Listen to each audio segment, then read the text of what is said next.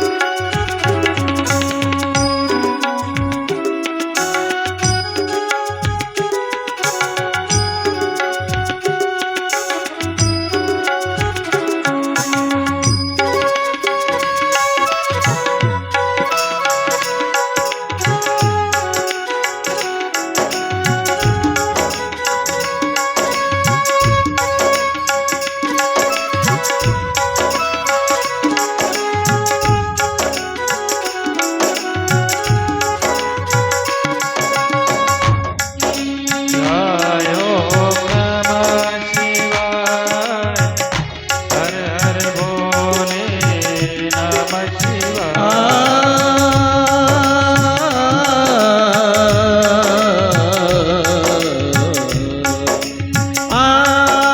जन जन का कल्याण करे मेरे भोले बाबा। जन जन का कल्याण करे मेरे भोले बाबा। कल्याण करे मेरे भोले बाबा।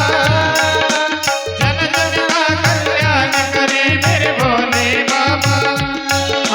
हर मुश्किल आसान करे मेरे भोले बाबा। हर मुश्किल आसान करे मेरे भोले बाबा। जन जन का कल्याण करे मेरे भोले बाबा। जन जन का कल्याण करे मेरे भोले बाबा। जन जन का कल्याण करे मेरे भोले बाबा। जन जन का कल्याण करे मेरे भोले बाबा। ओम नमः शिवाय, ओम नमः शिवाय। ओम नमः शिवाय, ओम नमः शिवाय। शिवाय ओम नमः शिवाय ओम नमः शिवाय ओम नमः शिवाय। जपले मंत्र नमः शिवाय, ओम नमः शिवाय, ओम नमः शिवाय। जपले मंत्र नमः शिवाय ओम नमः शिवाय ओम नमः शिवाय।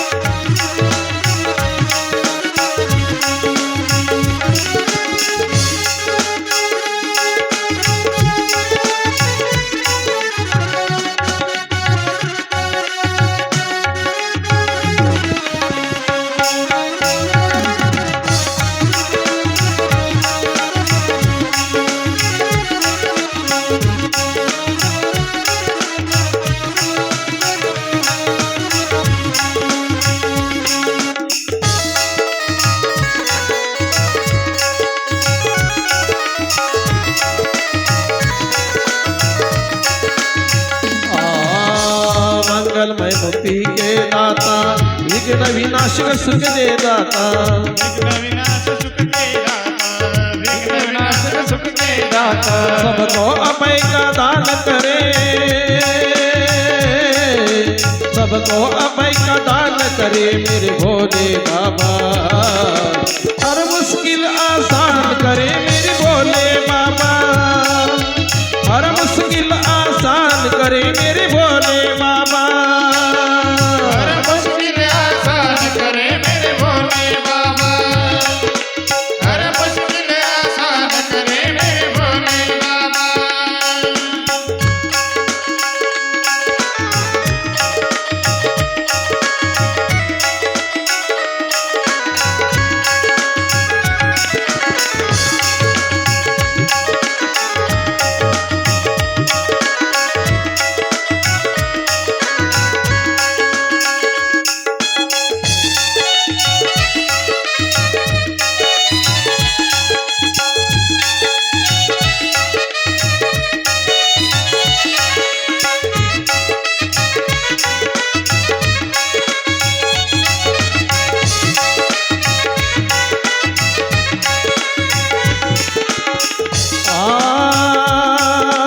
रावण को दी दान में लंका रावण को निधान लंका रावण को दी दान में लंका रावण को दीदान में लंका त्रिभुवन में बाजा तरंगा त्रिभुवन में बाजा रंगा त्रिभुवन में बाजा तरंगा त्रिभुवन में बाजा रंगा निर्धन को धनवान करे मेरे भोले बाबा निर्धन को धनवान करे मेरे भोले बाबा जन जन का कल्याण करे मेरे भोले बाबा ओ जन जन का कल्याण करे मेरे भोले बाबा जन जन का कल्याण करे मेरे भोले बाबा जन जन का कल्याण करे मेरे भोले बाबा ओम नमः शिवाय ओम नमः शिवाय ओम नमः शिवाय ओम नमः शिवाय नमः शिवाय ओम नमः शिवाय ओम नमः शिवाय ओम नमः शिवाय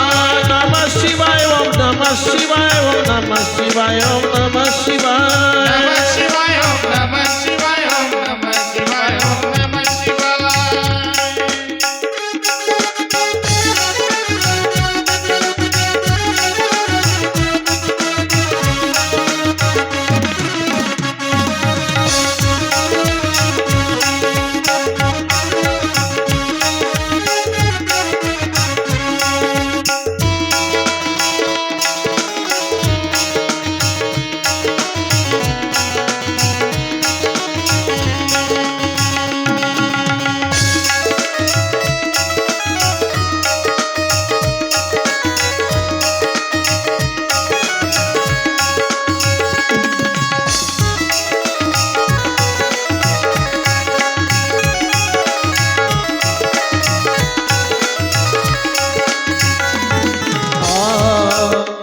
एक बार जो करे इशारा एक बार जो करे इशारा बदल के रख दे समय की धारा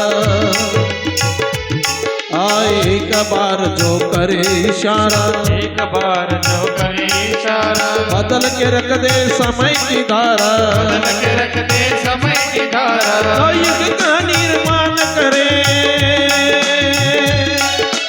नवीन का ईमान करे मेरे भोले बाबा जन जन का कल्याण करे मेरे भोले बाबा जन जन का कल्याण करे मेरे भोले बाबा जन जन का कल्याण करे मेरे भोले बाबा जन जन का कल्याण करे मेरे भोले बाबा हर मुश्किल आसान करे मेरे भोले बाबा हर मुश्किल आसान करे मेरे भोले बाबा जन जन का कल्याण करे मेरे भोले बाबा जन जन का कल्याण करे मेरे भोले बाबा जन जन का कल्याण करे मेरे भोले बाबा जन जन का कल्याण करे मेरे भोले बाबा जन जन का कल्याण करे मेरे भोले बाबा ओ जन जन का कल्याण करे मेरे भोले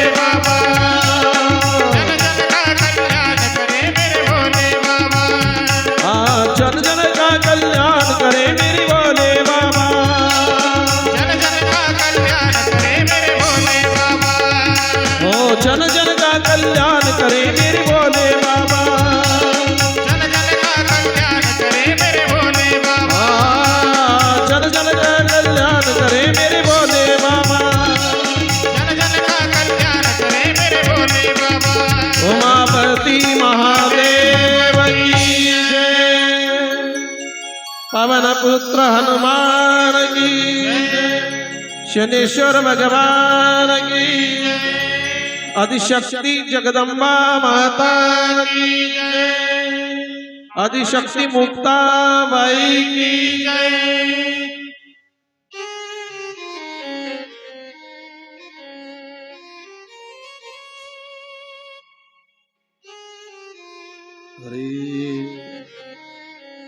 गुरुर्ब्रह्मा गुरुर्विष्णु गुरुर्देवो महेश्वरा गुरुर्साक्षात् परब्रह्म तस्मै श्री गुरुदेव नमः वसुदेव सुतम देवम कंसचानूरी मर्दन देवकी परमानंद कृष्णं वंदे जगद्गुरु कृष्णाय वासुदेवाय हरये परमात्मने प्रणतक्लेशनाशाय गोविन्दाय नमो नमः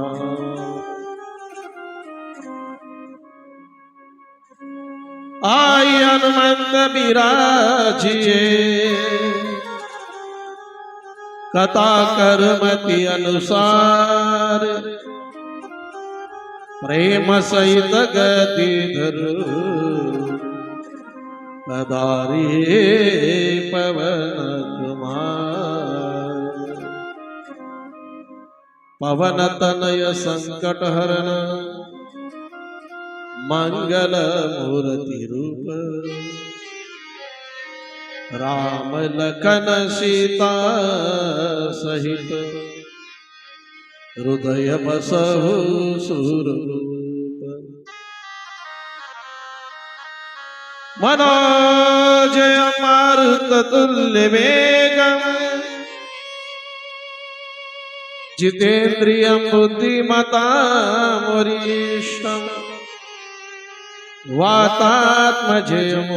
वातात्मजयमानरयुतमुद्यम् श्रीरामदूतं शरणं प्रपद्ये श्रीरामदूतं शरणं प्रपद्ये सर्वमङ्गलमाङ्गल्ये शिवे सर्वार्थसाधिके शरण्ये त्र्यम्बके गौरी नारायणी नमस्तुते नारायणी नमस्तुते चराचरामध्ये वास करणारी अजन्म तत्व भगवान शिवजी आणि अशा त्या भगवान शिवजींच्या कृपेने आणि ज्यांनी जीवनाची बरा कष्ट केलेले साध्यापर्यंत जाऊन पोहोचले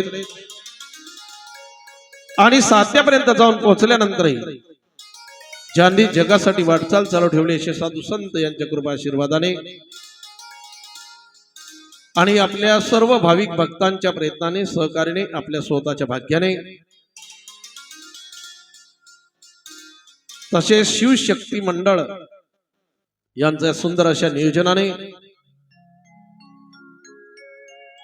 आपल्या गावातील सर्व अन्नदाते द्रव्यदाते श्रमदाते यांच्या सुंदर अशा सहकार्याने आणि हरिभक्तपरायण परमपूज्य गुरुवर्य आणि ज्ञानेश्वरजी माऊली यांच्या मार्गदर्शनाने सुरुवात केलेला हा अखंड हरिनाम सप्ताह या ठिकाणी आपण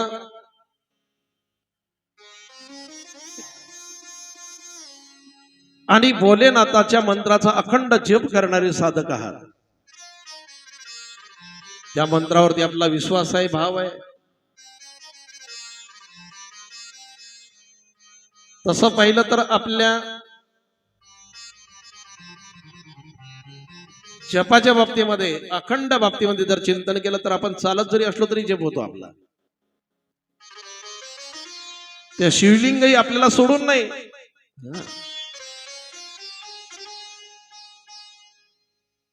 आणि सोपा मंत्र आहे.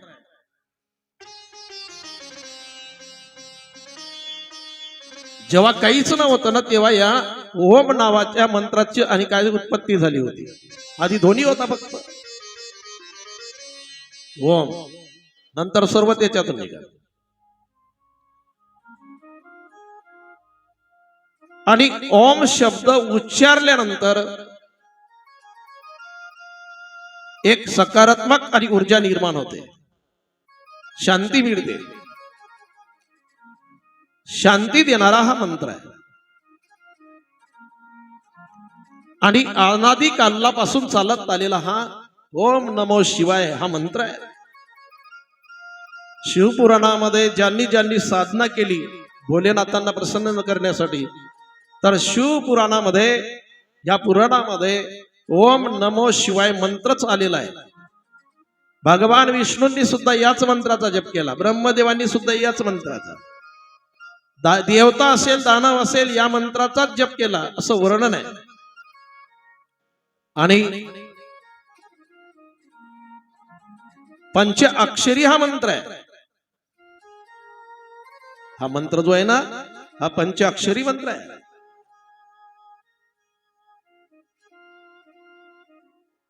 साधना करायला बसलो आपण, घरामध्ये जप करायचं म्हटलं तर आधी ओम शब्दच येतो.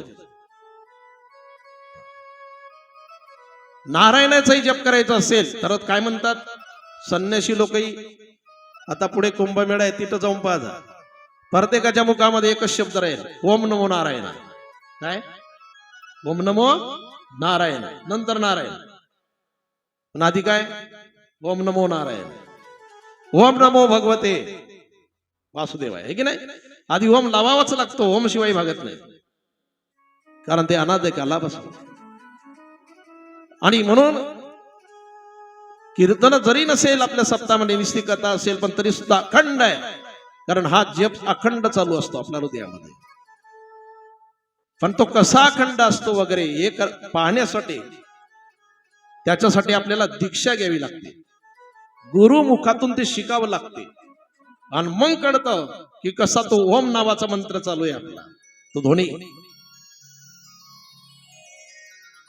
ब्रह्मदेवाचाही एखाद्याने जर जप केला असेल ना तर त्याच्याकरता आधी ओम ब्रह्माय नमः असंच म्हणावं लागले, ब्रह्माय नमः नाही, आधी ओम लावावंच लागते. कोणताही मंत्र घ्या तुम्ही. ओम गणपते, हा फार महत्वाचं आहे. आणि असं अखंड चिंतन करणारे आपण साधक आहात म्हणजे शिवजीवरती आपली श्रद्धा आहे, विश्वास आहे. आणि विश्वास ज्या ठिकाणी असेल, अखंड त्या देवाचं ते चिंतनच करत असतील, हा असे या राजीव या भाग्यवान श्रोते आपण आपल्या गावामध्ये.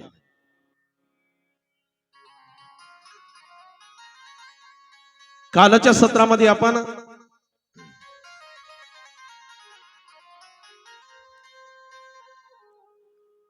काल राजीव बोला झोप लागून गेली होती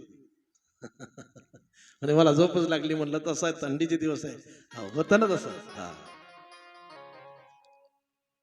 कार्यकर्ते मंडळी म्हणाले आता येताना कैलास महाराज बी म्हणत थंडी नसती ना तर आपल्याला लोक बसवायला जागा राहिली नसती म्हणे, थंडीने थोडा परिणाम. मग आपण उन्हाळ्यात घेऊ म्हणे, जसं दरवर्षी उन्हाळ्यात राहायचं ना ओपन मंडप उन्हाळ्यामध्ये, हो तशी कथा घेऊ पुढे. कारण बरेचसे समजा थंडीमुळे नाही जमत, वडीलधारी मंडळी काही समजा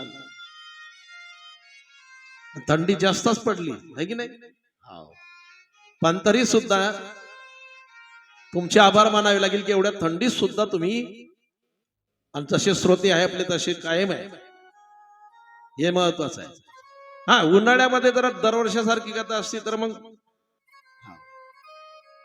अजूनही समजा त्या ठिकाणी आले असते. पण थंडीत जरी कथा घेतली त्यांनी पण नियोजन हे चांगलं केलं. मंडप पडदे वगैरे सर्व सर्व व्यवस्थित केलं. हा, कारण कार्यकर्ते मंडळी जाणू नये की आपण यावर्षी ओपन जर मंडप ठेवले तर अवघड होईल थंडीमध्ये ठेवल्यामुळे. पण हा जो मास चालू आहे आता या महिन्यामध्ये कथेचं नियोजन केलं, हेही फार चांगलंच झालं. वर्ष तिसरं आहे ना आता, बरोबर तिसरं वर्ष. महिना बी चांगला आहे, मार्गशीर्ष महिना. हा, म्हणजे 12 वर्ष कथा करण्याचं फल मिळालं आता तुम्हाला या महिन्यात कथा केल्यामुळे. एक तप पूर्ण होते. पुरुषोत्तम मास सुद्धा आहे आता या वर्षी. पुरुषोत्तम मासात सुद्धा 1 सप्ताह केला तर 12 सप्त्याचं फल मिळते. 1 क्विंटल गहू दान दिलं तर 2 क्विंटलचं फल मिळतं, कारण अधिक महिना म्हणून दान दिला. पुरुषोत्तम मासाला काय म्हणतात? अधिक. म्हणजे कोणतंही अधिक भेटते. 5,000 रुपये वर्गणी दिली तर त्याचंही फल दुप्पट, 10,000चं फल. 1 तीर्थयात्रा केली की त्याचं दुप्पट फल. वस्त्रदान केलं की त्याचंही दुप्पट फल. लोकांचे भांडणं लावले की नाही, असा महिना आहे आता हा आहे. आणि म्हणून कार्यकर्त्याच्या मनामध्ये हा मार्गशीर्ष महिना होता की या महिन्यामध्ये कथा करायची आपल्याला. पण ते चांगलं नियोजन केलं त्याने की 12 वर्षाचं फल मिळालं आपल्याला सर्वांना, तुम्हालाही मलाही. आणि आपल्या कथेपासून पूर्ण महिना पॅकही आता आमचा. ही कथा झाली की भादली जळगाव, आणि ते कथा झाली की अस्सल गावची कथा. पूर्ण महिना पॅक होऊन गेला. आणि चांगला महिना आहे.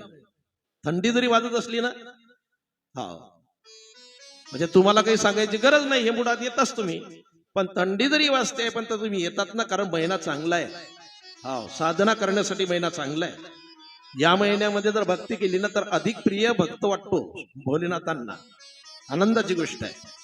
एकदा गजर करा. हरी हा नारायण नारायण सीमा नारायण नारायण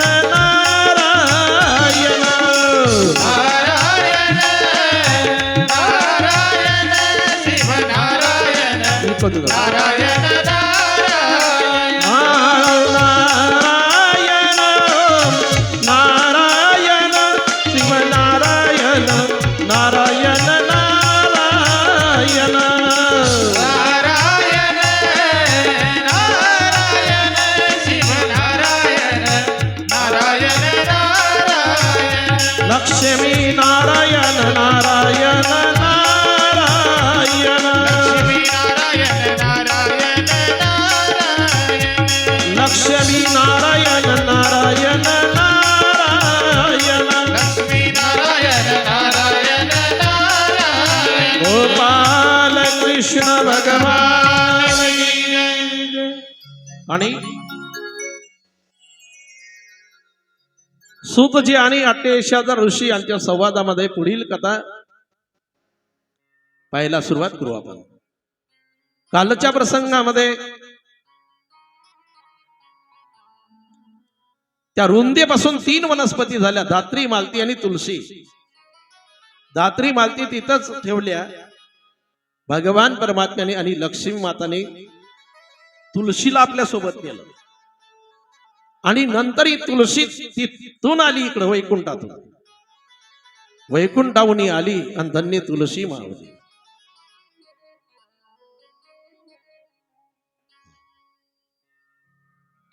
आणि खूप सुंदर त्याचे भजनही आहे. त्या तुलसीच्या एका एका डांगीवरती भगवान परमात्मा आहे. तुलसा तेरी डाली पर श्याम बसते, श्याम बसते तुलसा श्याम बसते. तुलसा तेरे डाली पर श्याम बसते, श्याम बसते तुलसा श्याम बसते. खूप मोठं भजन आहे. आणि अशी जी तुलसा, आधी वृंदा नाव होतं, आता तुलसी. आणि त्या तुलसीचा विवाह पुढे शंखचूडाशी झाला. शंखचूडाशी झाला. शंखचूड कोण होता असा प्रश्न विचारला. कथा आता चांगली आहे का?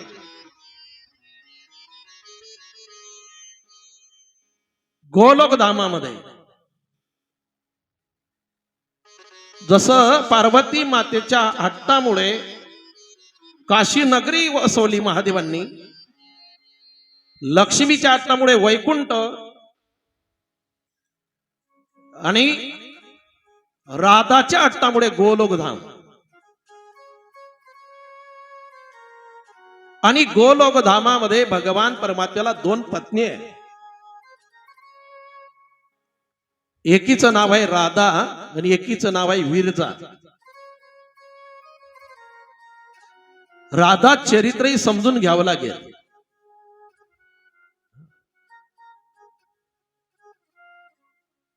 राधा शब्दामध्ये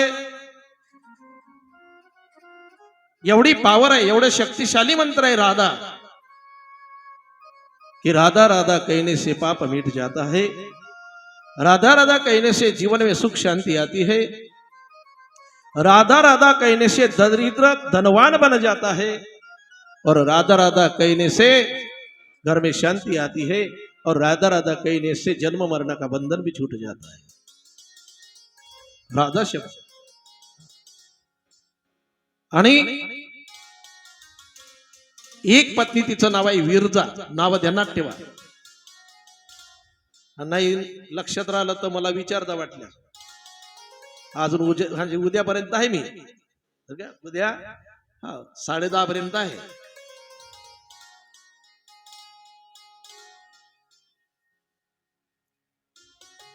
सकाळी आम्ही नाश्त्याला गेलो त्या ठिकाणी. मावशी, मला नाव काही माहित राहिलं नाही महाराज मावशीचं. म्हणे महाराज किचरू म्हटलं विचारा ना. म्हण आजीचा नातवातन त्यांनी जीव असतो. म्हणे या नातवायचं सांगा बरं काही. म्हटलं बरं बरं. त्याच्या जन्मतारखा द्या म्हटलं माझ्याजवळ. मी पाहतो. मग तिथं गेलं की म्हणलं आता जेवण झालं की पहिले आराम करतो ना, आराम झाल्यावर मग चहा घेतो, मग नंतर पाहतो. हा पाहिलंय म्हणा मी आजीला. हा बरं का. हा त्यांचे कुंडले पाहिले मी. हा तुम्ही जे नाव ठेवलेले आहेत त्यांचे, ते जन्म कुंडलीच्या हिशोबाने ते नाव नाही त्यांचे, बरं का. हा नाव तुम्ही ठेवलेले आहेत आणि त्यांच्या दोघींची शांती आहे तेही सांगतो तुम्हाला. बरं. हा लिहूनच आणलं मी तुमच्याकरता. काय करावं लागेल. हा द्या दक्षिणा. याची दक्षिणा नाही घेत मी, बरं का. नाही नाही, कोणाची वास्तुशांती करून देणं असो का कोणताही काही विधी असो, नारायण नागबली असो, कालसर्प, कोणताही विधी, त्याची नाही दक्षिणा घेतली. कारण आता हेच तर भरपूर दिलं ना देवाने. ज्ञानेश्वर माऊलींनी मला तुमच्या गावामध्ये पहिल्यांदा कथेला बसवलं, कीर्तनालाही उभं केलं, आणि तेव्हापासून भगवान परमात्म्याने भरपूर देऊन टाकला. आता काही एवढं चिंता नाही. आणि जीवाचा स्वभाव किती बी आला तर तृप्ती काही होत नाही का राजीव. समाधान मानून घ्या. चला आहे की नाही. मला असो शास्त्र खूप चांगलं आहे आपलं, बरं का. फक्त शास्त्र समजून घ्यावं लागेल. आणि विरजा राधा या 2 पत्नी आहे भगवान परमात्म्याच्या. हा विषय आपला आहे. आणि त्यांचा एक द्वारपाल आहे, श्रीरामा नावाचा द्वारपाल आहे. त्याला काही ठिकाणी श्रीरामा म्हटलं. मी कशा करता बोललो की लक्षात नाही राहिलं काही तर मला विचार जा. हा मी येणारच, अजून कीर्तनाला बी येणारच आहे पुढे, काही विषय नाही. आणि एक वेळ राधा राणी त्या थोडा फिरायला गेले असताना, पिंजून सांगणार नाही तुम्ही तयारीमध्ये राहा, भगवान परमात्म्याची पत्नी विरजा आणि भगवान परमात्मा शब्द सुधारित बोलतो, वार्तालाप चालू आहे. आणि तेवढ्यामध्ये राधा राणी आल्या. आणि राधा राणी आल्यानंतर वाट अडवली राधा राणीची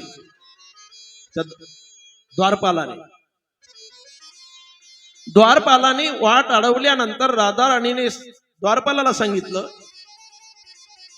तुम्हाला ओळखलं नाही हो माते ओळखलं ना. माझी वाट का अडवली, मला तशी आज्ञा आहे. थोडं चरचर करता इकडे, ट्रबल कमी करून पाहिजे थोडं बारीक थोडी थोडी. आणि नाही मग आवाज दबलाय ना. राहू दे. वाट अडवली, माझी का वाट अडवली, तुम्हाला आत मी सोडू शकत नाही, मला आज्ञा नाही, एवढंच बोलला तो. सेवके करावे सांगितले काम. राधा राणीने त्याला शाप दिला की जा, तू माझी वाट अडवली ना,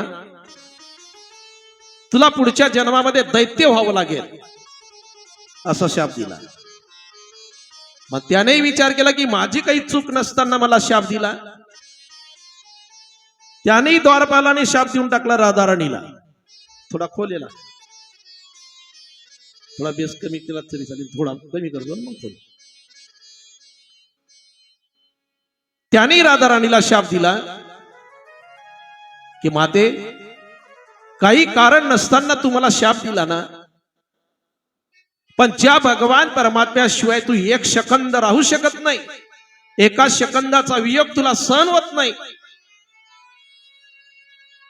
माते, जर एका सेकंदाचा वियोग तुला सहन होत नाही ना, मग मी तुला सुद्धा शाप देतो.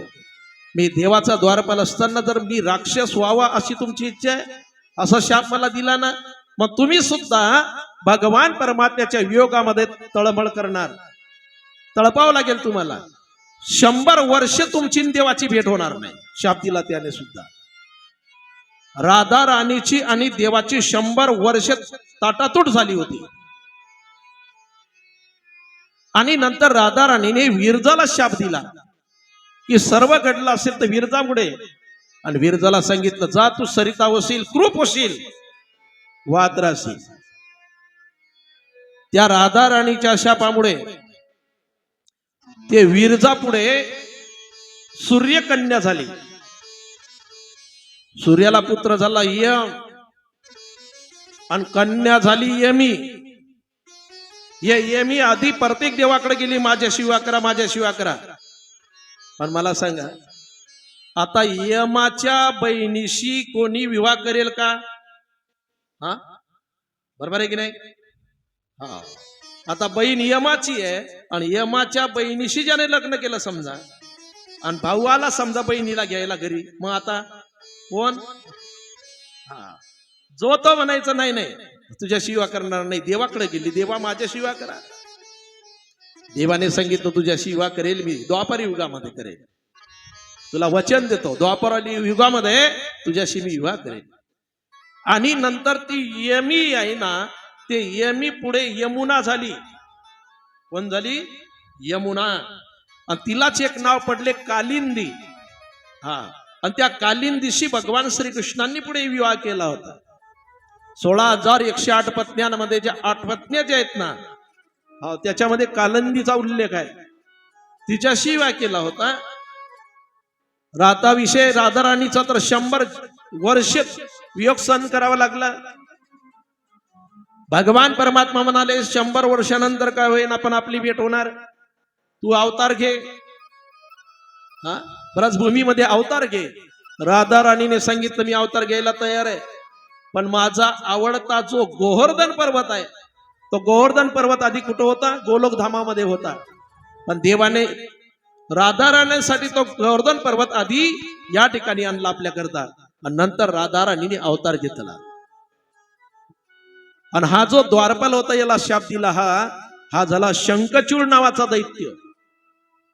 आणि शंखचूड नावाचा दैत्य आणि त्या शंखचूडाशी तुलसीने विवाह केला. प्रसंग तोच आहे, जसा रुंदा आणि जालंधराचा प्रसंग होता त्या पद्धतीने हा प्रसंग आहे. तेव्हा तुलसाने देवाला सांगितलं, देवा तू पाषाण होशील.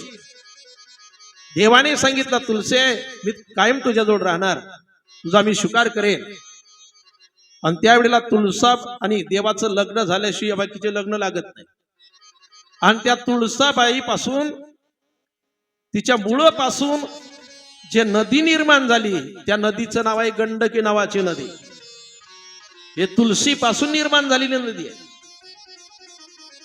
आजही त्या गंडकी नावाच्या नदीमध्ये आता देवाला पाषाण म्हणू नये, पण नदीमध्ये हात घातल्यानंतर त्या ठिकाणचा कोणताही पाषाण घेतला ना गोटा की असा फोडला ना की दोन्ही बाजूने सुदर्शन चक्र उमटलेलं राहतं त्याच्यामध्ये.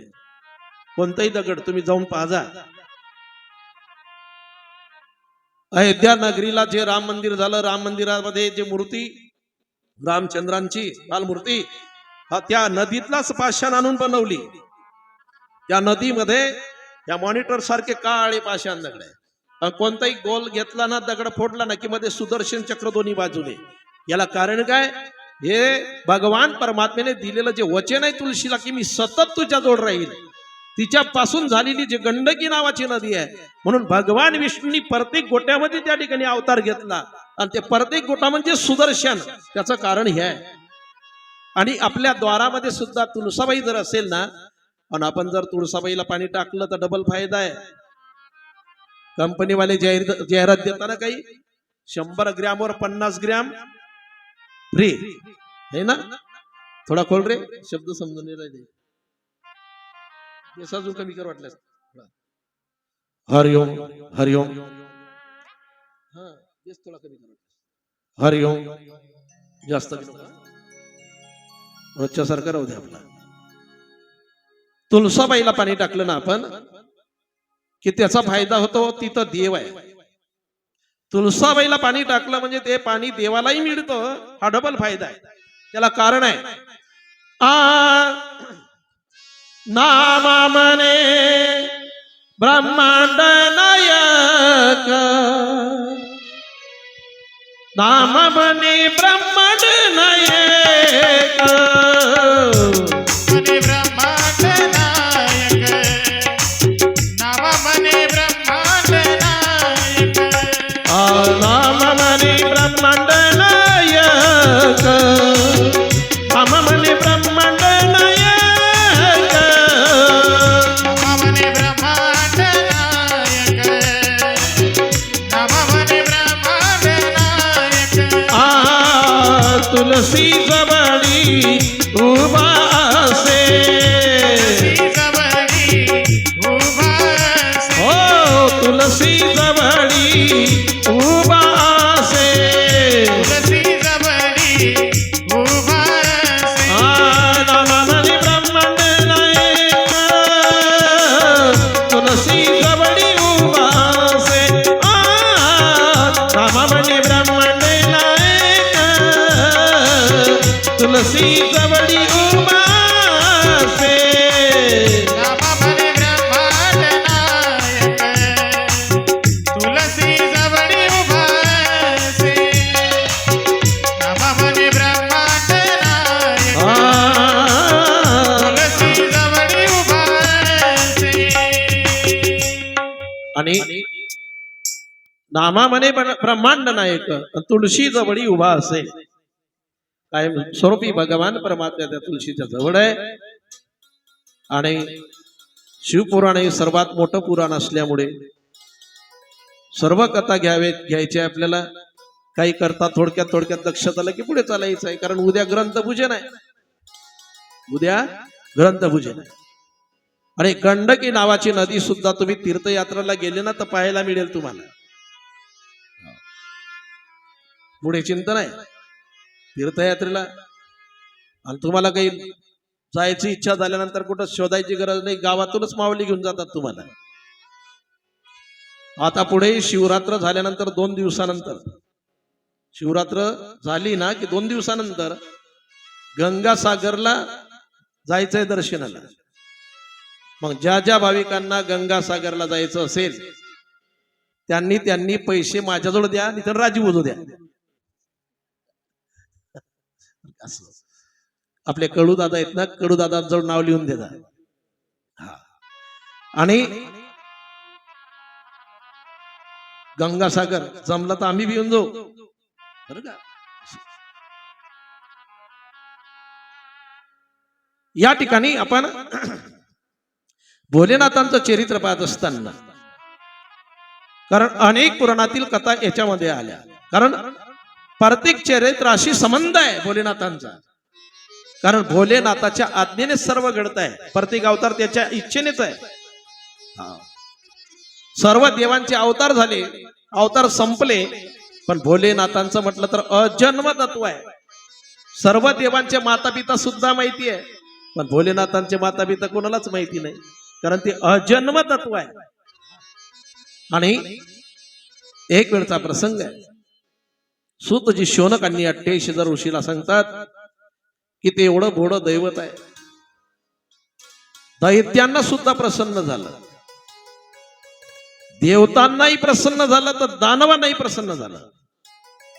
एक वेळ हिरण्यकश्यपूचा भाऊ हिरण्याक्ष आणि हिरण्याक्ष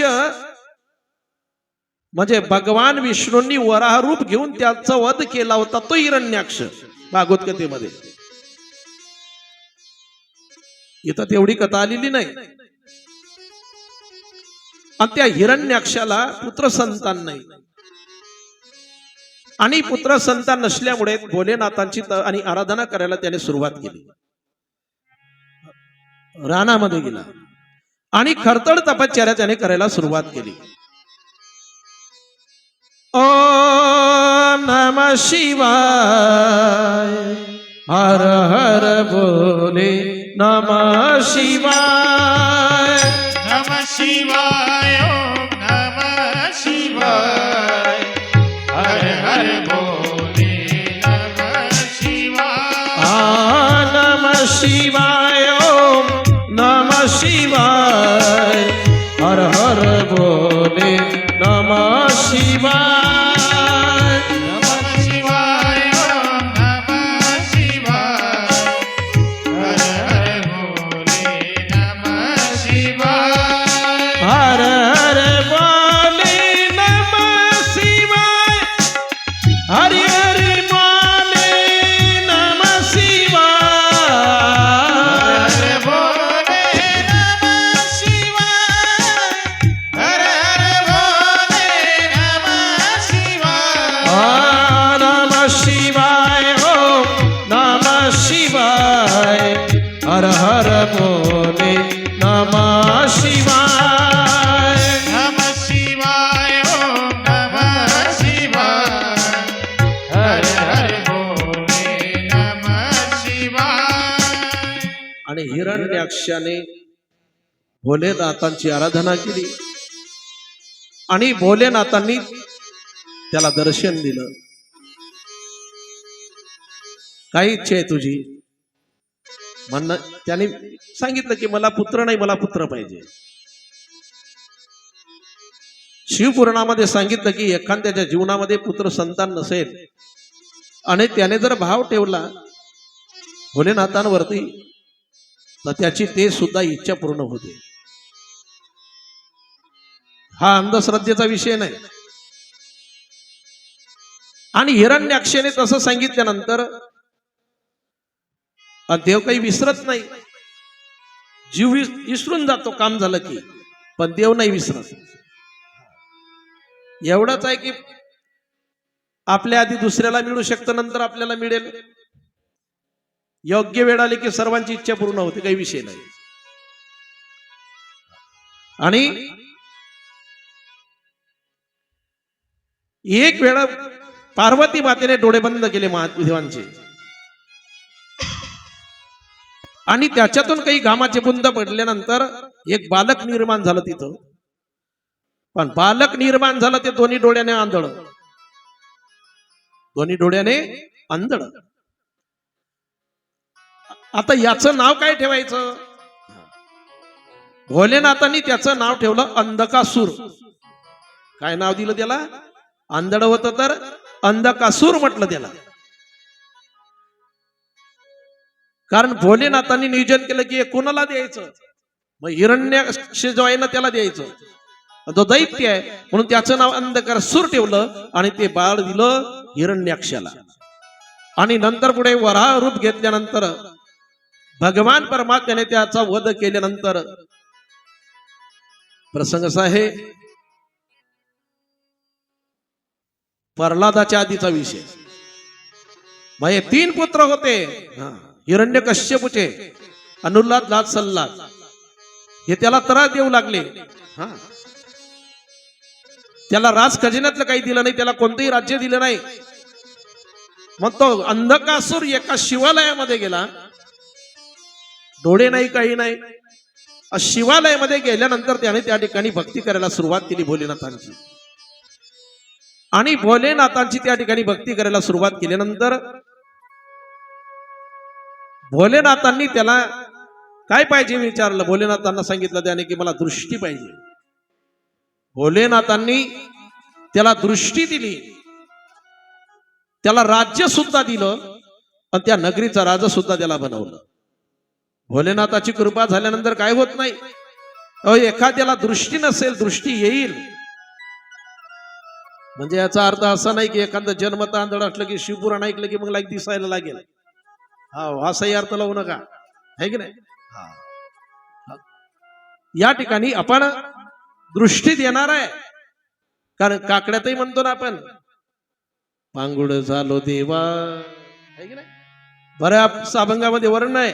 हा, दृष्टी सुद्धा दिली त्याने. हा, आंधळा झालो त्याचे की, है की नाही. म्हणजे कोणता आंधळा, असं सुंदर वर्ण आहे. आता जाऊ दे, फाटे फुटतील त्याच्यामध्ये, है की नाही. आंधळ्याशी दृष्टी देतो त्याचे नाव मी उच्चारी, है की नाही. आंधळ्याला दृष्टी देणार आहे असो. आणि त्या ठिकाणी अंधकासुराची सुद्धा इच्छा पूर्ण केली भोलेनाथांनी.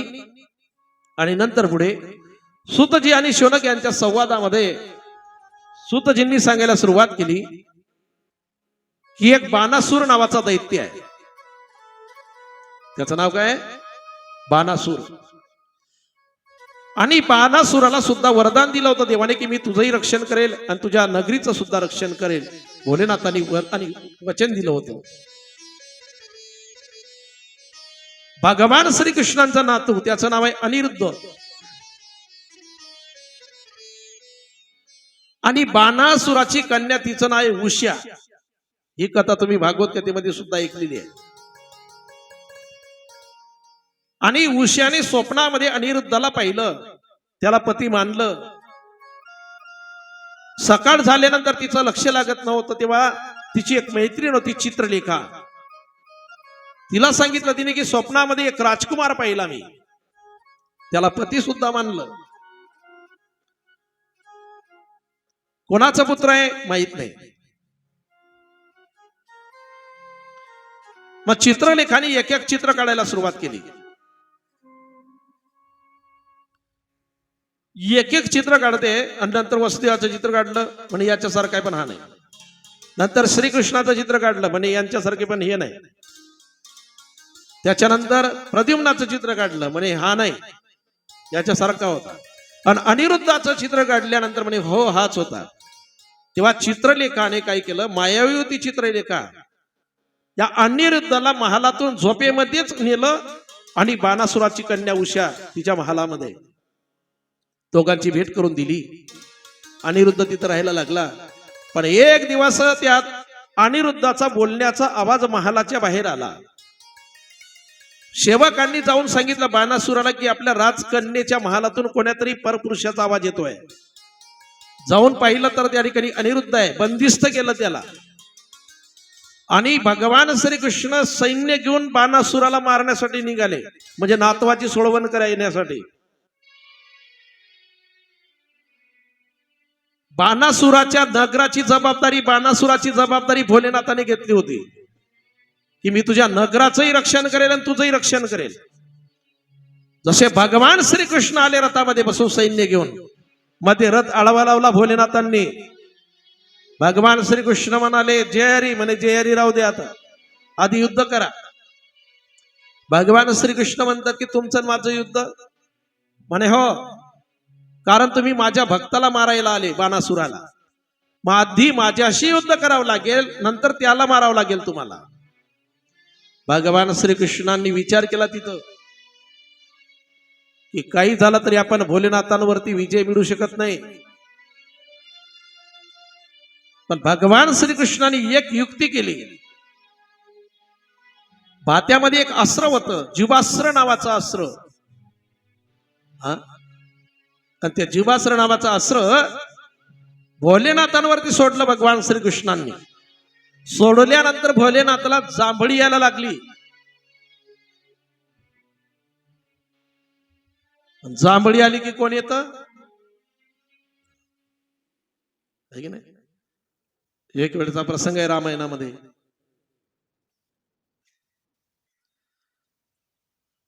अध्यात्म रामायणामध्ये सुंदर कथा आहे, आनंद रामायणात सुद्धा आलेली आहे. भगवान परमात्म्यानं राक्षसांचा वध केल्यानंतर सर्व राक्षस स्त्रिया विधवा झाल्या. आणि विधवा झाल्यानंतर मग त्या सर्व राक्षस स्त्रिया आणि रामचंद्रांच्या पुढे आल्या.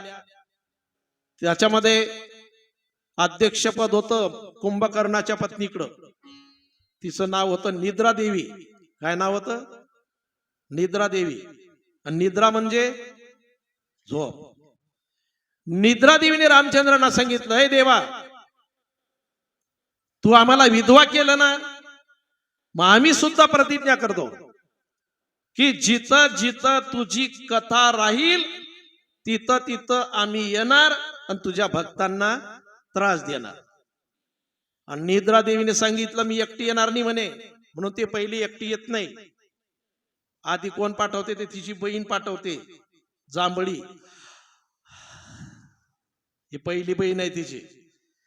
मग तरी सुद्धा सावध नाही झालो आपण की ते दुसरी पाठवते, नंतर ते येते. कोण? हे तिचीच बहीण आहे. मग ह्या दोन्ही तिले म्हणतात, ये चिंता करू नको. मग ते येते निद्रा देवी. जिथं जिथं तुझी कथा राहील ना देवा, तिथं तुझ्या भक्तांना आम्ही त्रास देणार. त्यावेळेला देवाने सुद्धा सांगितलं त्यांना की तुम्ही माझ्या भक्तांना त्रास द्यायला येसाल, पण माझी भक्त अशी हुशार आहे, शेलवळचे. कायम सप्ते ऐकतात ते. हाताने टाळी मुखाने नामचिंतन करून तुला शेलोळच्या बाहेर काढून देतील. मग तिकडे कुठेही जातो बरं का. सर्वांनी हाताने टाळी मुखाने नामचिंतन करा. इकडे राधी राधी जपो चले आएंगे बिहारी, आएंगे बिहारी चले आएंगे बिहारी, आएंगे बिहारी चले आएंगे बिहारी, आएंगे बिहारी चले आएंगे बिहारी, आएंगे बिहारी चले आएंगे बिहारी. राधे राधे ओ मैया राधे, राधे राधे जपो चले आएंगे बिहारी, आएंगे बिहारी चले आएंगे बिहारी, आएंगे बिहारी चले आएंगे बिहारी.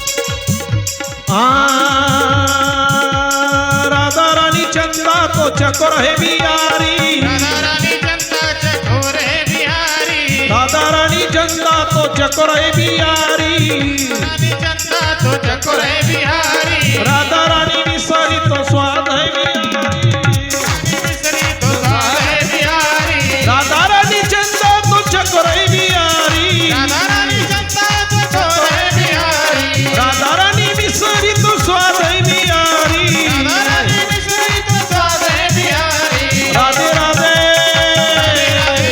ओ मैया राधे,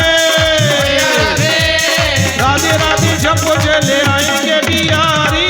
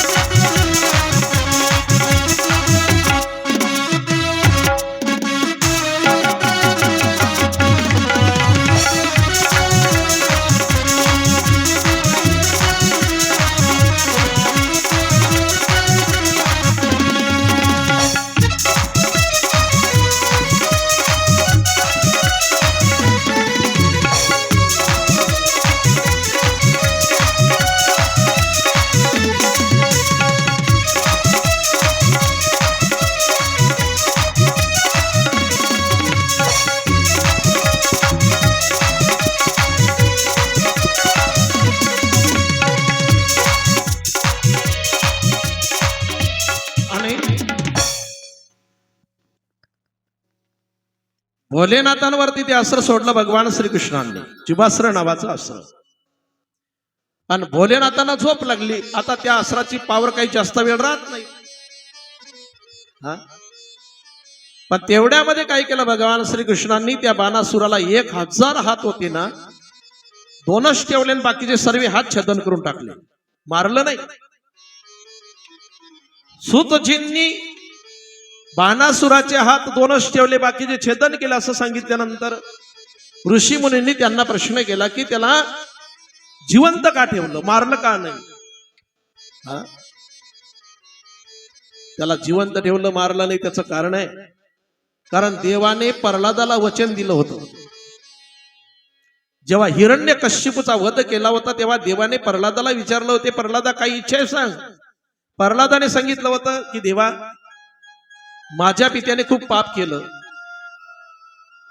याला चांगली गती मिळणार नाही, तुमचा विरोध केला, याने सप्ते मोडले, हो यज्ञ मोडले, कीर्तन मोडले, सज्जनाला त्रास दिला, याला गती चांगली मिळणार नाही.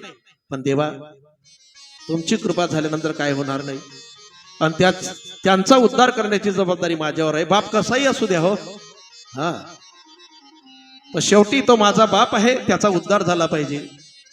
देवाने सांगितलं, प्रल्हादा, तुझ्यासारखा पुत्र ज्या वंशात जन्माला येतो ना, त्या कुळाचा आधीच उद्धार होतो. किती पापी घराणा असू द्या तुम्ही, पण त्या घरात एक भक्त येऊ द्या, एक, तरी सुद्धा पूर्ण कुळाचा उद्धार करत असतो तो. धन्य हरी भक्त जन्मले ज्या वंशी, धन्य हरी भक्त जन्मले ज्या वंशी, धन्य हरी भक्त जन्मले ज्या वंशी, हा धन्य हरी भक्त जन्मले ज्या वंशी.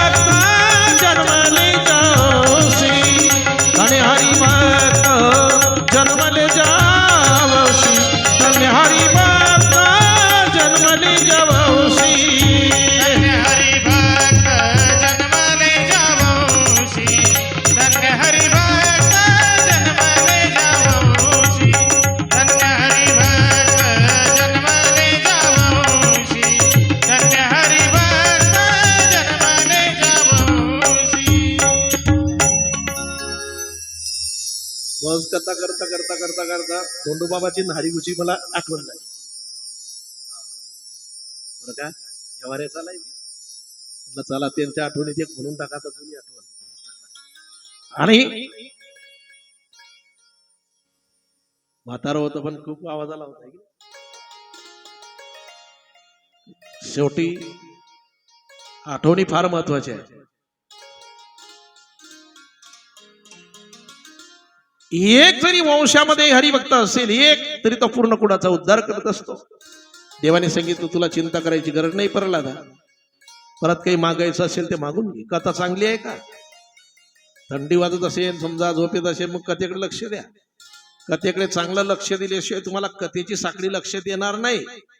शिवपुराण एवढं सोपं समजू नका तुम्ही, बरं का. हा खरं जर पाहायचं म्हटलं शिवपुराण तर अलग लक्षात.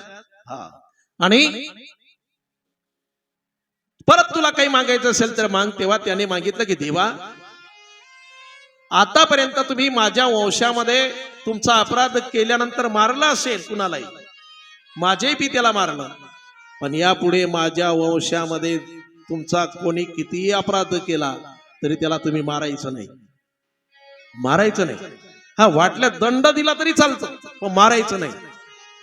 सुतजी शौनक आणि 28,000 ऋषींना सांगतात की बाणासुराचा वध केला नाही भगवान श्रीकृष्णांनी, त्याला कारण हे आहे, कारण प्रल्हादाला दिलेलं जे वचन आहे की तुझ्या वंशामध्ये मी यापुढे कुणालाही मारणार नाही, आणि हा बाणासुर हा प्रल्हादाच्या वंशामध्ये जन्माला आलेला आहे.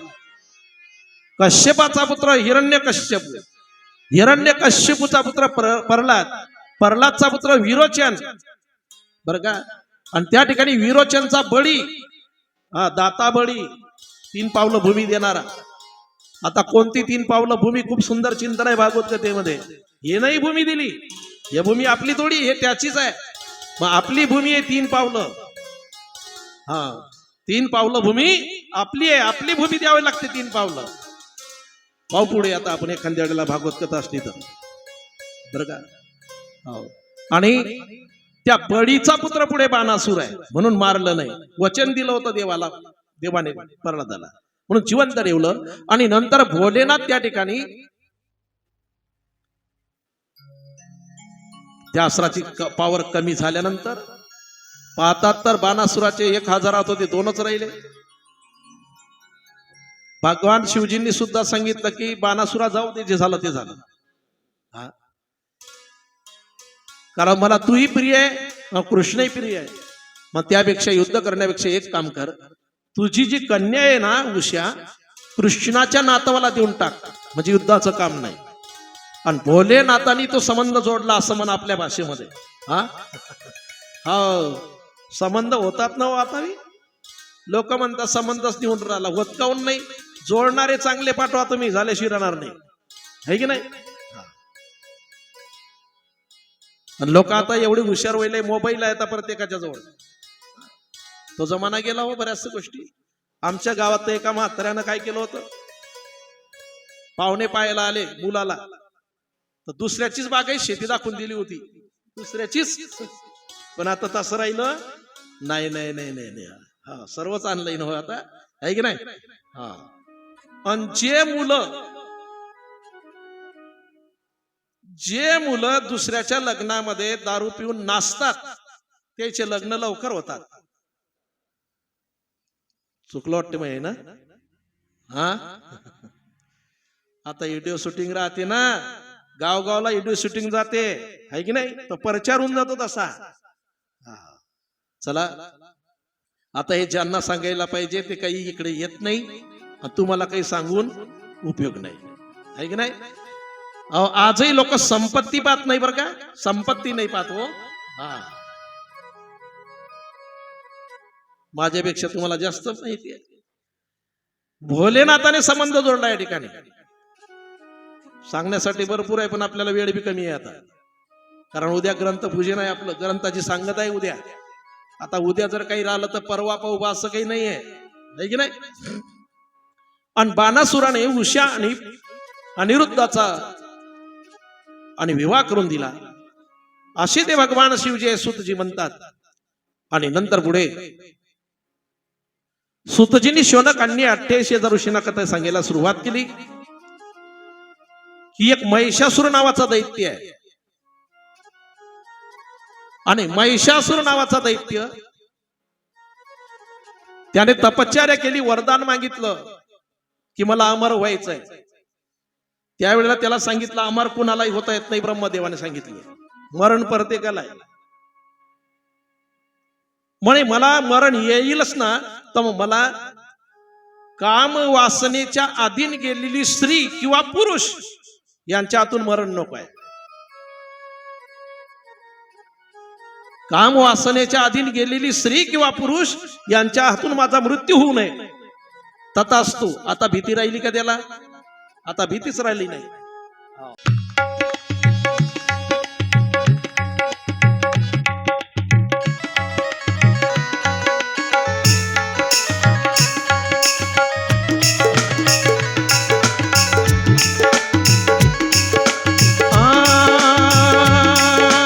कबूतर कंकर खाए, कबूतर कंकर खाए, कबूतर कंकर खाए, उसे सताएगा, उसे सताएगा, कबूतर कंकर खाए, कबूतर कंकर खाए कबूतर कंकर खाए उसे सताएगा उसे सताएगा जो नर अन्न पान करे उसका क्या होगा हाल जो नर अन्न पान करे उसका क्या होगा हाल राम राम राम हे राम राम राम हे राम राम राम हे राम राम राम संतांनी वर्णन केलं कबीर महाराजांनी या ठिकाणी दोयाचा अर्थ पूर्ण पिंजून नाही सांगणार मी नुसतं सांगतोय कबूतर नावाचं जे आहे पक्षी तो काय खातो खडे खातो हा मग त्यालाही काम सतावतो ना तर संतांचं म्हणणं आहे जो अन्न आणि पाणी खातो त्याचं काय होत असेल आणि इथं काय मागितलं याने काम वासनेच्या अधीन केली स्त्री किंवा पुरुष त्यांच्या हातून माझा मृत्यू होऊ नये तथास्तु म्हटले आणि भीती राहिली नाही त्याला आता मरणाची आणि उन्मत्त झाला देवांना त्रास देऊ लागला ही कथा देवी भागवतामध्ये फार मोठी कथा येते देवी भागवतामध्ये इथं फक्त शिवपुराणामध्ये जेवढा संबंध आला ना कशा करता आला ते पाहायचं आहे आपल्याला आणि सर्व देवतांनी त्या आई भगवतीची विनंती केली आणि आई भगवतीला सांगितलं की माते तुझ्याशिवाय त्याचा कोणी वध करणार नाही आणि आई भगवतीने एक सुंदर रूप धारण केलं आणि सुंदर रूप धारण केल्यानंतर त्या अरण्यामध्ये गेली सुंदर गीत बनायला लागली अनेक प्रकारचे गीत अनेक प्रकारचे राग गायन केले देवीने देवी भागवतामध्ये त्याचे भजन आहे राजीव आणि महिषासुराला जाऊन सांगितलं त्याच्या प्रधानाने बातमी एक सुंदर स्त्री आली आणि तुम्हाला राणी शोभेल मग त्याचे जेवढे जेवढे सेवक होते तेवढे तेवढे गेले तिला घ्यायला तिने एकच सांगितलं काहींचा तर वधही करून टाकला महिषासुर स्वतः आल्यानंतर सांगितलं की माझी इच्छा अशी आहे मी तुमच्याशी विवाह करेल पण माझ्याशी तुम्हाला युद्ध करावं लागेल आणि त्या युद्धामध्ये माझा पराजय तुम्हाला करावा लागेल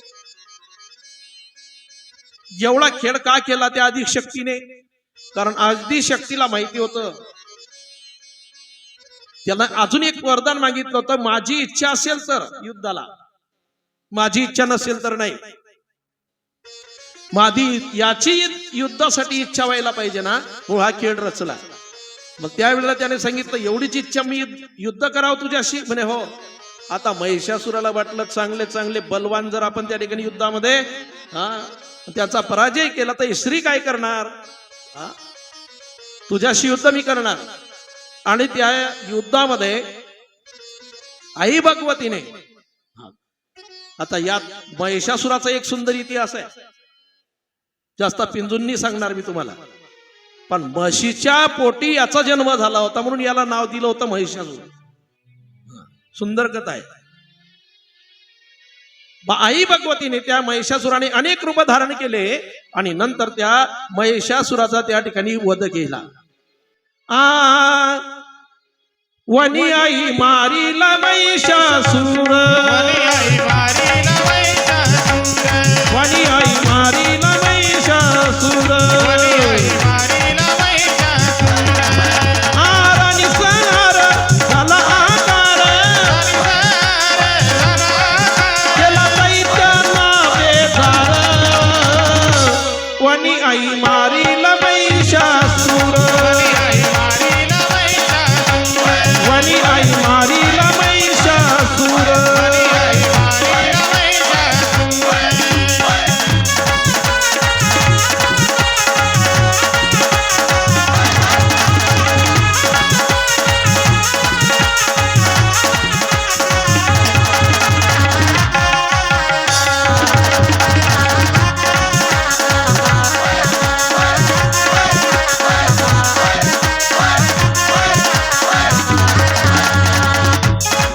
टाळी वाजवा थंडी वाजणार नाही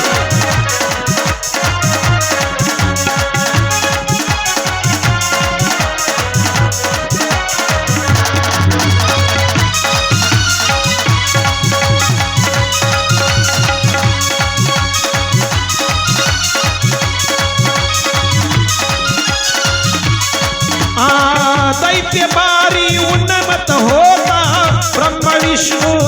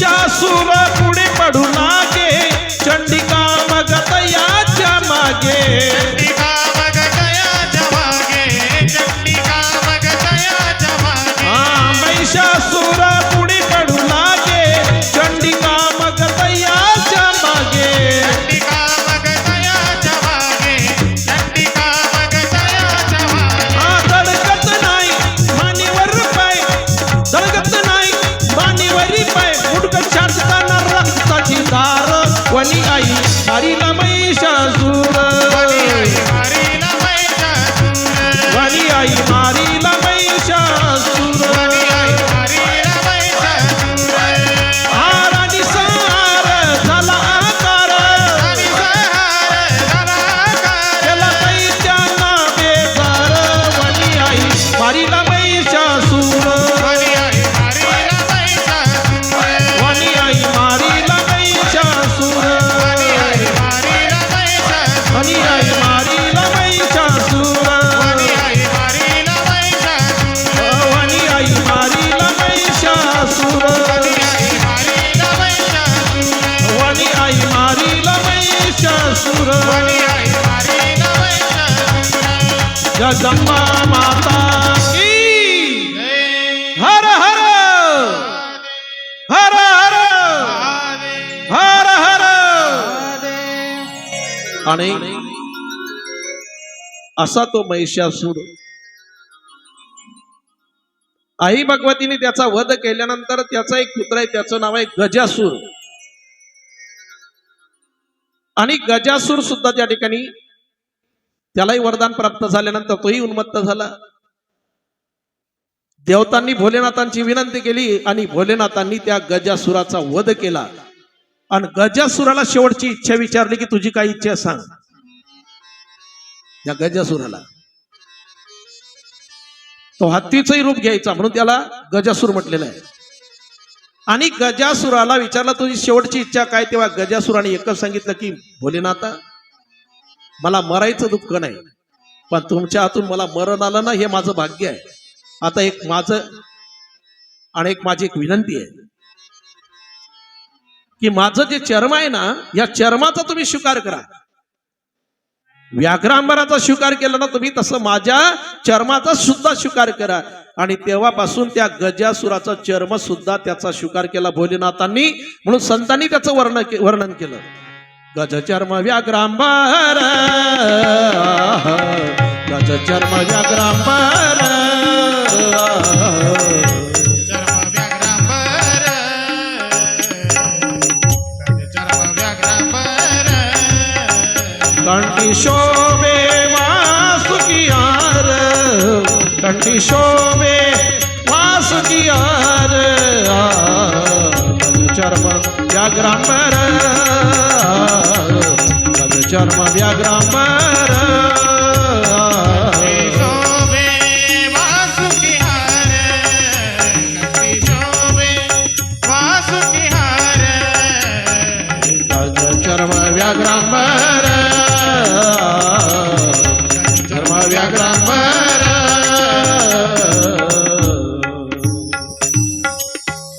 आणि त्या गजासुराच्या चर्माचा सुद्धा स्वीकार केला भोलेनाथांनी आणि नंतर पुढे सुतजी शौनक आणि 88,000 ऋषींना सांगतात की त्या भोलेनाथाला 5 मुख आहे किती मुख आहे 5 त्या महादेवांना 5 मुख आहे त्याच्यापासून ब्रह्मा विष्णू महेश निर्माण झाल्यानंतर 3 शक्त्या आपल्यातल्याच दिल्या त्या मुखांचे नाव असे ईशान्य पुरुष घोर वामदेव सदोच्चात हे पंचमुख आहेत भोलेनाथांची त्याला 10 हात आहे 15 डोळे आहे असे त्याचे रूप आहे आणि त्याचे नावही तसे 8 आहेत शिव महेश्वर पितामह सर्वज्ञ रुद्र विष्णू संसार वैद्य परमात्मा असे त्याला 8 नाव आहेत तुमच्या नाव लक्षात जरी नाही राहिले पण कानावरती नुसतं श्रवण केलं तरी उद्धार आहे एक वेळचा प्रसंग आहे पुरुष जास्त निर्माण केले गेले ब्रह्मदेवाकडून आणि स्त्रिया कमी पडल्या. आता तीच परिस्थिती आहे की नाही? आता कोणती परिस्थिती आहे? तीच आहे ना. कोणाच्याही बाबतीतलं श्रीमंत का असू द्या ना माणूस किती, त्यालाही चिंता तेच आहे. आम्ही किती वाजता घरी गेलो ना की काही भेटतात असते. 2-2, 3-3 वाजता आम्ही घरी जातो कीर्तन करून. घरात जातो बाहेर येतं, घरात जातो बाहेर येतं. म्हणलं का हो कीर्तनाला गेले होते का कुठं ऐकायला? म्हणे कशाचं हो महाराज, कीर्तन आवडतं का मला? मग म्हणलं काय भजन होते का? नाही ना. म्हणलं झोपले का नाही तुम्ही? म्हणे महाराज मुलाचं लग्न करणं आहे. म्हणलं मग लग्न करणं आहे तर तुम्ही जागी कोण राहून राहिले, झोपच येत नाही महाराज. म्हणलं एक काम करा ना, तुमच्या भावबंधामध्ये अशी कोणी त्याला सांगा, लावतील लाईल, विकू कमी करतो. म्हणे महाराज तिथूनच तर सगळं उगते हो. म्हणलं मग आता? म्हणे महाराज पूर्ण महाराष्ट्र पाहला पण नाही जमत ते आता. मग एक काम करा महाराज, म्हणे तुम्हीच पाहता एखादी. म्हणलं यार घ्या आता. पण महाराज आपल्याला काही पैशाची अपेक्षा नाही बरं, आपल्याला 1 रुपया बी नको. म्हटलं तो देणार बी नाही आता, आहे की नाही? अवघड परिस्थिती आहे. एका ठिकाणी मुलीला पाहायला आले पाहुणे, आणि मुलीला पाहायला पाहुणे आल्यानंतर मग त्या हॉलमध्ये बसले आणि तिकडे सर्व नवरीची आई, काकू, मावश्या वगैरे सगळं जमलेल्या होत्या त्या किचन रूम मध्ये पोहे वगैरे शिरा बनवायला. आणि त्याला आणि खिडकी नसते का त्याच्यातून? हा, मला काही एवढं जमत नाही ते. लहान खिडकीतून मग ते पाहायला लागले पाहुण्यामध्ये, नरदेव कोणता असेल, नरदेव कोणता असेल. मग तेवढ्यामध्ये नवरीच्या आईनं नवरीच्या बापाला इशारा केला, आणि इशारा कळला पाहिजे पाहुण्यामध्ये. पाहुणे बसलेले असताना जर त्या ताई जर 1-2 अशा दरवाजातून येऊ जाऊ केली, त्या ताईनं अशी समजा की लागे दादाला समजलं पाहिजे काहीतरी कमी आहे, तिकडे गेला पाहिजे. नाही तर पाहुण्यातून सांगणं काय पाहिजे तर हे की नाही, हुशार माणसाचं काम. आणि त्या ताई बोलत नाही पण हा इशारा समजले पाहिजे. हे गेलं तिथं. मग नवरीची आई, काकू, मावश्या सगळ्या म्हणतात नरदेव कोणता आहे? म्हणे तो कथ्या रंगाची सफारी घालेला आहे ना, तो नरदेव आहे. मग नवरीची आई म्हणते त्याला देता तुम्ही माझी मुलगी? म्हणे हो हो. म्हणे माहितीला देऊ नका ना तुम्ही.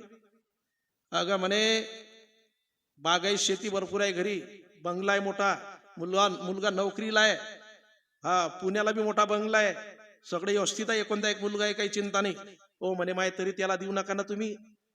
म्हणे झालं काय, सर्व बरोबर आहे ना? हो म्हणे माय त्याला देऊ नका ना, एवढी चांगली मुलगी त्याला देता का? म्हणे झालं काय? हो म्हणे माय तो मला बी पाहायला आलता. काय लक्ष झालं तुमच्या? म्हणजे तेव्हापासून तो हा आहे की नाही, कशाच परिस्थिती का निर्माण झाली हो, आहे की नाही? मुलीला जन्मालाच येऊ दिला नाही लोकांनी, जन्माला येण्याच्या आधी त्यांना मारलं म्हणून ही परिस्थिती झाली, आहे की नाही? हा, हे बदले की आग आहे की नाही? कारण कोणत्याही गोष्टीचे काय म्हणतात ते अति तिथे या आपण त्याला देवही काय करणार नाही की नाही असो. मग तेव्हा स्त्रिया कमी पडल्या होत्या, शिवपुराणातही वर्णन आहे. आणि स्त्रिया कमी पडल्या, पुरुष जास्त झाले. तेव्हा देवतांनी विनंती केली, आणि देवतांनी विनंती केली, ब्रह्मदेवाने विनंती केली की माझी चूक झाली, तुम्ही काहीतरी करा. तेव्हा भोलेनाथांनी एक रूप धारण केलं आपलं, बरं का? अर्धा पुरुष आणि अर्धी स्त्री, त्यालाच म्हणतो आपण अर्धे हा आहे की नाही? नटेश्वर म्हणत का आपण, अर्धनारी नटेश्वर. तर भगवान शिवजी, आणि मग त्या नारी रूपाकडून स्त्रिया निर्माण केल्या भोलेनाथांनी, आणि ब्रह्मदेवावरती आलेलं संकट तेही दूर केलं. उमापती महादेव की जय. नारायण नारायण शिव नारायण नारायण नारायण नारायण नारायण शिव नारायण नारायण हा लक्ष्मी नारायण नारायण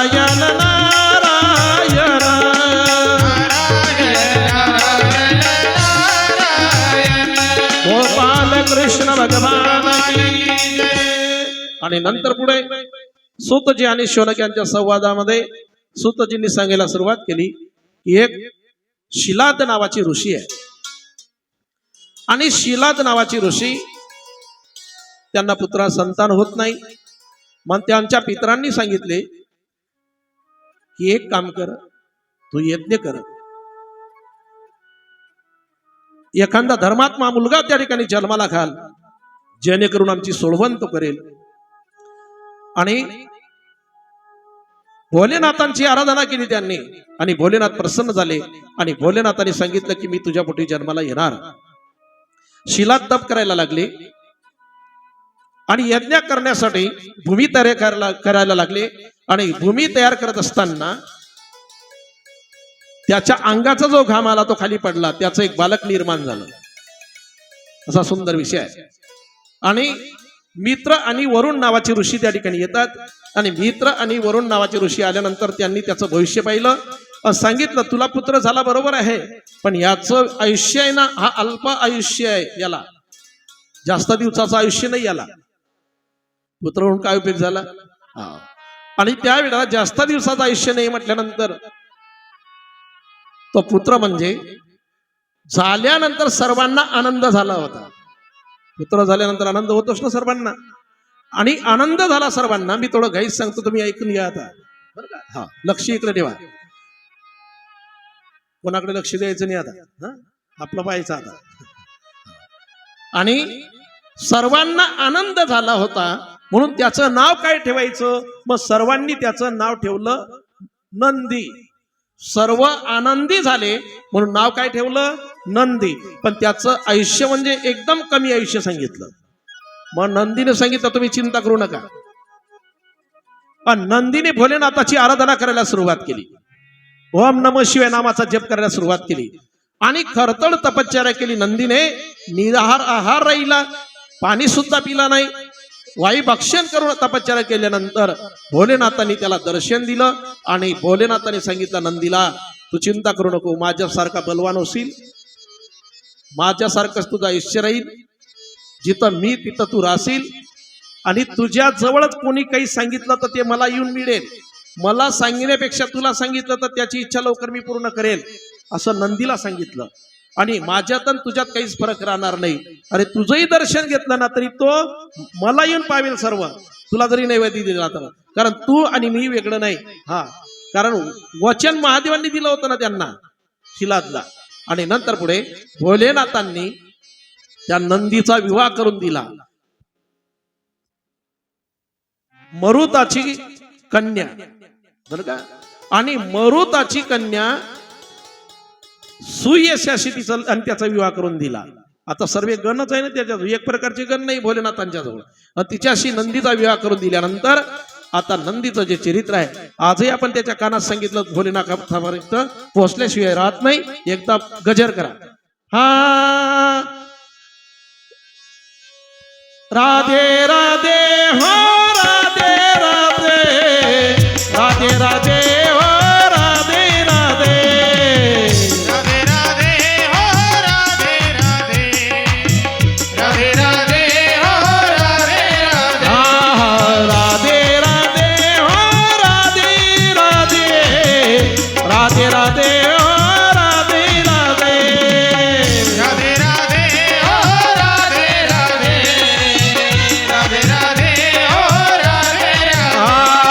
सब मिलके गाओ जी राधे राधे, सब मिलके गाओ जी राधे राधे, सब मिलके गाओ जी राधे राधे, सब मिलके गाओ जी राधे राधे, राधे राधे हो राधे राधे, राधे राधे हो राधे राधे, राधे राधे हो राधे राधे, राधे राधे हो राधे राधे. आणि पुढे भोलेनाथांच्या कृपेने आणि 11 रुद्र त्या ठिकाणी निर्माण झाले. आदिती तिथीचा सुंदर विषय तुम्ही ऐकलेला आहे भागवत कथेमध्ये सुद्धा, पण त्यांचे नाव त्या ठिकाणी आलेले नाही भागवत कथेमध्ये. कपाली, पिंगल, भीम, विरूपाक्ष, विलोहित, शास्ता, अजिपात, अहिरवंद्य, शंभू, चंड, भव असे 11 रुद्र त्या ठिकाणी झाले. उमापती महादेव की जय. आणि नंतर पुढे 10 महासिद्ध्या त्या ठिकाणी सांगितल्या, म्हणजे 10 विद्या त्यांची नावं अशी आहेत. आणि भगवान परमात्म्याने सुद्धा त्या ठिकाणी अवतार घेतले. ती भगवती जी आहेत ना ते काली झाली आणि भगवान शिवजी महाकाल झाले. भगवती तारा झाली, शिव तार झाले. भगवती बाल भुवनेश्वरी झाली तर शिवजी आणि भुवनेश्वर झाले. भगवती श्री विद्या झाली तर भोलेनाथ श्री विद्येश झाले. ती भगवती भैरवी झाली तर शिव भैरव झाले. भगवती छिन्नमस्ता झाली तर शिवजी छिन्नमस्तक झाले. भगवती धुमावती झाली तर शिव धुमावान झाले. आणि भगवती वगलामुखी झाली तर शिवजी वगलामुख झाले. आणि भगवती मातंगी झाली तर शिवजींनी मातंग हा अवतार एक घेतला. आणि भगवती कमला झाली तर शिव कमल झाले. आणि असे अवतार त्या ठिकाणी सांगितले. आणि नंतर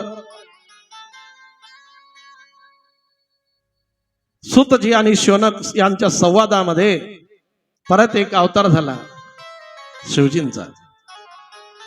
अत्री मुनीचा आश्रम आहे.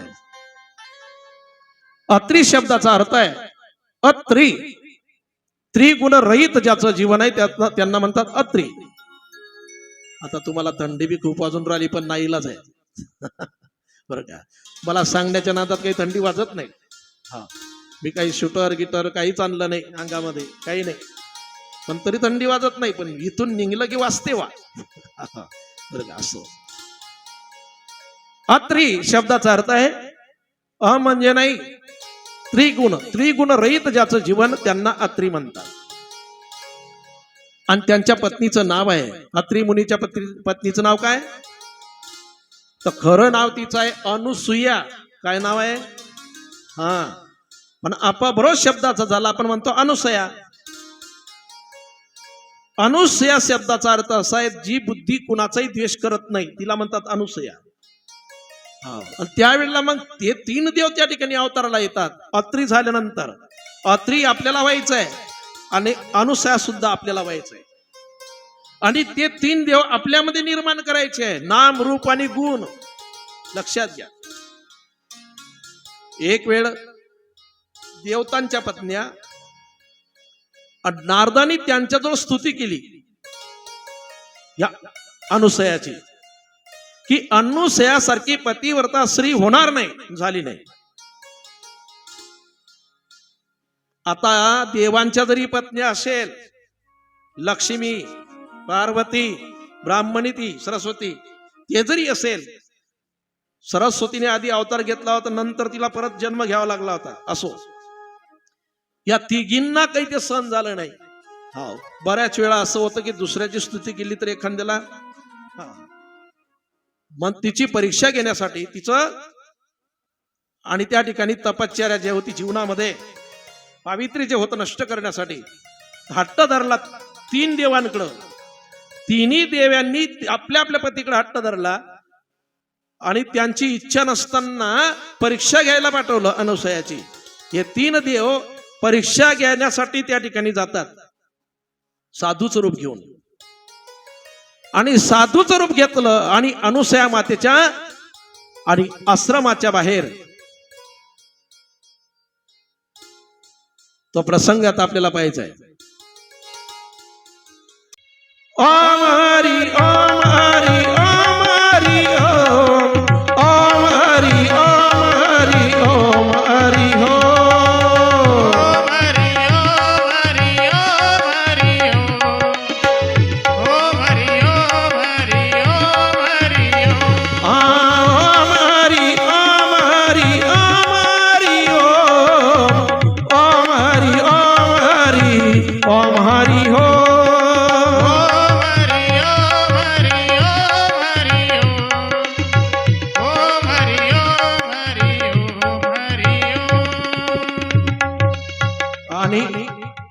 अशी सुंदर झाकी सजवली.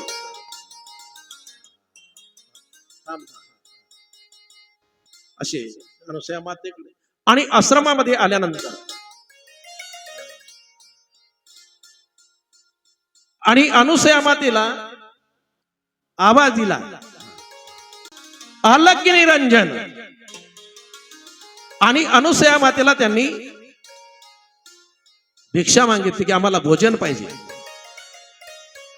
आम्हाला भोजन पाहिजे. अनुसया मातेने फलहार आणला. त्यांनी सांगितलं या ठिकाणी आम्ही तुमच्या आजचं भोजन घेणार, पण आमची इच्छा आहे की व्यवस्था अवस्थेमध्ये तुम्हाला आम्हाला भोजन द्यावं लागेल. अनुसया मातेला प्रश्न पडला. जास्त बिंदून प्रसंग पाहायचा नाही, तुम्हाला माहिती आहे प्रसंग. चला. आणि अनुसया मातेने जे अत्रि मुनींनी जल दिलं होतं कमंडलूमध्ये की काही संकट आलं तर याचा वापर करायचा, जल घेतलं अनुसया मातेने आणि तिने देवाच्या अंगावरती टाकलं. आणि इकडे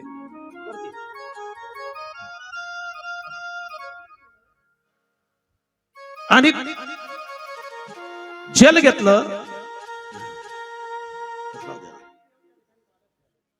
अभिमंत्रित केलं आणि तिने देवाच्या अंगावरती टाकलं. आणि तिन्ही देव त्या ठिकाणी बालक झाले. कारण अत्रि मुनीची पत्नी अनुसयाला प्रश्न पडला की हे जर विनमुख केले तर आपली सगळी संपत्ती जाणार, पण कोणती? कारण अतिथी आपल्या दारून जर विनमुख गेला ना, लक्षात घेताना तुम्ही ऐका, झाकी पण एक महत्वाचा मुद्दा ऐका.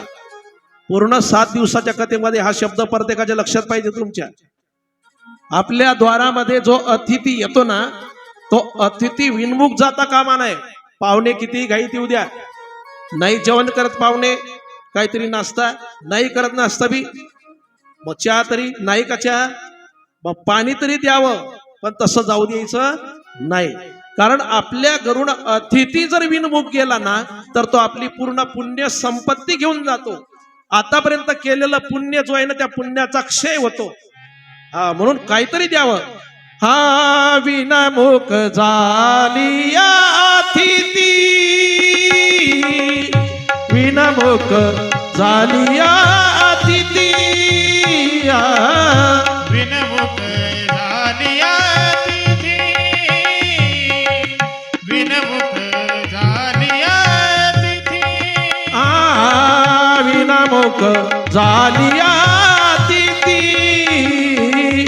विनमुख झाली अतिथी, विनमुख झाली अतिथी, विनमुख झाली अतिथी. एवढी जाय पुण्य संपत्ती, एवढी जाय पुण्य संपत्ती, विनमुख झाली अतिथी, विनमुख झाली अतिथी. येऊनी जाय पुण्य संपत्ती, येऊनी जाय पुण्य संपत्ती, विनमुख झाली अतिथी, विनमुख झाली अतिथी. आणि विनमुख झाली अतिथी आणि येऊन या जाय पुण्य संपत्ती. आणि नंतर बालक केले अनुसया मातेने तिघी देवांना. आणि नंतर देवांच्या पत्न्या त्या ठिकाणी येतात, पण आपले पती ओळखायचे कसे? मग अनुसया मातेची माफी मागितली आणि अनुसया मातेने परत त्यांच्यावरती जेल टाकलं, अभिमंत्रित केलेलं, परत आपल्या मूळ स्वरूपामध्ये त्यांना आणून दिलं. आणि तिन्ही देवांनी सांगितलं की माते, आम्ही तुझे पुत्र आहे आणि आम्ही तुझ्या घरी आता आणि अवतार घेणार, जन्म घेणार. आणि ते तिन्ही देव त्या ठिकाणी प्रगट होतात. शंकर त्या ठिकाणी दुर्वास झाले, विष्णू दत्तात्रय आणि ब्रह्मदेव चंद्रमा. पण ब्रह्म विष्णू महेश तिन्ही देवाचं एकीकरण तिथं झालं आणि असं दत्तात्रयाचा अवतार त्या ठिकाणी झाला. 3 शिरे 6 हात तया माझे दंडवत, तया माझे दंडवत, तया माझे दंडवत.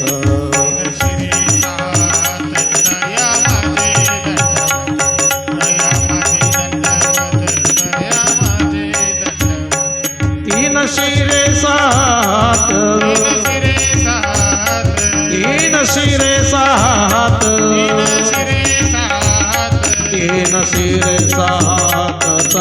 माझे दंडवत तया माझे दंडवत तया माझे दंडवत दीन श्री साथ दया माझे दंडवत दया माझे दंडवत दया माझे दंडवत. आणि इथपर्यंत आपण आलो. सुंदर झाकी सजवली विकास पहवानकडे यांनी. अर्गन वादक जे कीर्तनकार भागवतकार आहेत हरिभक्तपरायण गोपालदास महाराज. तबला वादक हे पण कीर्तनकार आहेत हरिभक्तपरायण ज्ञानेश्वरजी महाराज. प्याळ वादक नारायणदास महाराज याचे कीर्तनाची तयारी चालू आहे. हा. आणि साऊंड सिस्टीम वाले सुद्धा हरिभक्तपरायण कुणाल महाराज. काय कडे मला मला पोरगिनी रिनी तर तुलेच दिली असती. अवस्था जोड आहे. हा चला. आणि बाई जावाई ना बा ते आहे की नाही. असा आनंद या ठिकाणी सर्व कार्यकर्ते मंडळी वगैरे. तुझे बाबा आले निर्याद आहे ना. हा? आणि सर्व अन्नदाते द्रव्यदाते श्रमदाते. आता वर्गणी काही कोणाची राहिली नसेल म्हणा पण राहिली असेल वर्गणी समजा द्यायची इच्छा ज्यांची असते एखाद्या वेळेला बरं का. पण कोणी घरी नसतं गावाला गेलेलं असतं म्हणून सांगणं पडतं रोज. त्या दिवशी माऊलीने बी सांगितलं समजा. पण त्या दिवशी जर कोणी आलं नसेल गावाला गेलं असेल तर मी सांगतो की या ठिकाणी सर्वांच्या सहकार्याने हे कार्य असतं. तुका म्हणे सत्यकर्मा व्यवसाय गातील भय नरका जाणे. शेवटी काही नाही. शेवटी हा कोणी आणलं नाही नेता येत नाही पण हे सत्यकर्म जे आहे ना हे सोबतही जातं माणसाच्या. म्हणून चांगल्या ठिकाणी धन जो खर्च करतो ना त्याच्या घरामध्ये लक्ष्मीचा क्षय कधी होत नाही. पिढोन पिढ्या लक्ष्मीचा वास त्या घरामध्ये राहतो. सुख शांती नांदते. आणि उद्या आपल्या कथेची सांगत आहे. उद्या